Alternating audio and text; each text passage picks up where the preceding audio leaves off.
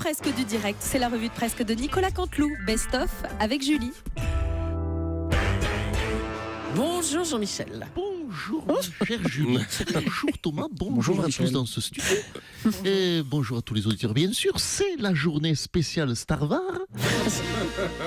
Et oui, spéciale Star Wars. RTL reçoit, vous le savez, en exclusivité le président François Hollande. Et nous, on reçoit R2D2 et Z6PO. En tout cas, on est très fiers, Jean-Michel, d'être partenaire du dernier Star Wars quand même. Allons. C'est vrai, Julie. C'est vrai, c'est une journée à thème, il faut le dire aux auditeurs. Et alors, on va essayer de trouver toute la journée des liens, bien sûr, entre les personnages de Star Wars et les animateurs de la station. Donc, on s'en débarrasse tout de suite. Alors, Princesse Léla, cher Jean-Marc. Elle est toute blanche, elle est bien blanche. C'est Natacha Polony. Ça va. Luke Skywalker, c'est Caroline Roux. R2D2, c'est Nicolas Barré, ils font la même taille. Nikos, avec ses poils sur le torse, c'est Chewbacca. Et Yoda qui dit des phrases à l'envers, oui, le Yoda qui dit des phrases à l'envers qu'on ne comprend pas, c'est Raphaël Enthoven. Yoda. Oui. Bonjour à tous. C'est moi, maître Yoda Enthoven. Philosopher, je vais. Mais Thomas, cher Thomas, en parlant à l'envers, le faire, je dois. Déjà que pas facile, c'est de ce que je dis comprendre. Alors, compliqué plus encore, c'est à l'envers de capter ce que je dis imbitable, ça devient. Merci à maître Yoda Enthoven. Et le dernier rôle, c'est Doudoune Vador, elle, c'est Jean-Pierre Elkabbach. Doudoune Non, quoi. Non, pourquoi je fais Dark Vador, moi? Moi, je vous préviens, je fais seulement un jeune à Doudoune, sinon, je fais pas cette journée promo. Allez, viens chez moi, Hollande, si tu m'entends, je vais te défoncer avec mon sabre laser. Oh là là, calmez-vous, Jean-Pierre. Merci, Princesse Julie.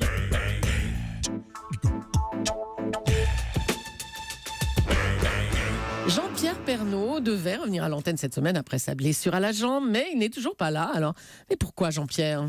Bonjour à tous, eh bien effectivement ma chère Julie, je ne suis pas de retour à TF1 pour mon journal du midi pour la simple et bonne raison que ma jambe nécessitait encore du repos. Je suis donc allé dans un joli petit village situé entre Château-Pompe-le-Roi et Morlaix-les-Roberts qui s'appelle Saint-Bougnard-les-Olivettes et que vous connaissez certainement puisque je vous en parle souvent. Mais pourquoi faire ? Pourquoi vous êtes allé là-bas ? Alors j'y suis allé pour y rencontrer Raymond Caramagnol, le dernier rebouteux ébéniste qui m'a posé une attelle en véritable noisetier du Cantal comme on le faisait dans nos chères campagnes il y a 200 ans. Alors ça va mieux ? Eh bien écoutez, j'ai failli crever du tétanos comme dans nos campagnes il y a 200 ans. Ce con m'a flingué la rotule avec un vieux clou rouillé de son atelier de merde. La prochaine fois, j'irai me faire soigner à l'hôpital américain de Neuilly. Putain de merde, bordel. Merci Jean-Pierre Pernaut et bon rétablissement.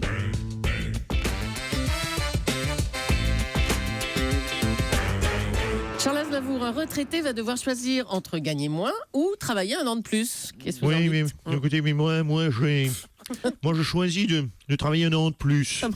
Je ferai comme ça ma 63e tournée d'adieu en 2016. D'accord, non mais ça vous concerne pas, vous. Hein. Vous avez 91 ans, on le rappelle. Vous auriez pu prendre votre retraite il y a 30 ans déjà. Puis déjà, oui, c'est vrai. J'ai eu 60 ans en 84. 1984. J'étais déjà vieux quand Laurent Fabius était le plus jeune Premier ministre de France. C'est vous dire si je suis vieux. Hier encore, j'avais 60 ans. Merci Charles Aznavour, bravo. François Hollande était à la Courneuve hier. Bonjour, Monsieur le Président. Hey, salut les baltringues. Alors, vous kiffez vos races? Non, mais pardon, excusez-moi, mais j'ai dû adapter, vous l'aurez compris, Monsieur Soto, mon vocabulaire pour ma visite d'hier. En banlieue, oui. Oui, pour un dialogue de qualité, je dois savoir répondre à des jeunes qui me traitent de gros bouffons. Je dois pouvoir les comprendre quand ils m'invitent à aller manger mes morts. Oh là là. C'est ainsi qu'on parle. Mais qu'est-ce que vous avez pu leur répondre alors justement à ces jeunes de quartier qui attendaient d'ailleurs beaucoup de votre élection, hein ? Ils attendaient beaucoup de mon élection. Mais j'ai compris leur message. Quand le jeune Moustafid m'a dit qu'il regrettait d'avoir voté pour un gros bâtard d'enculé de sa race, j'ai entendu sa déception.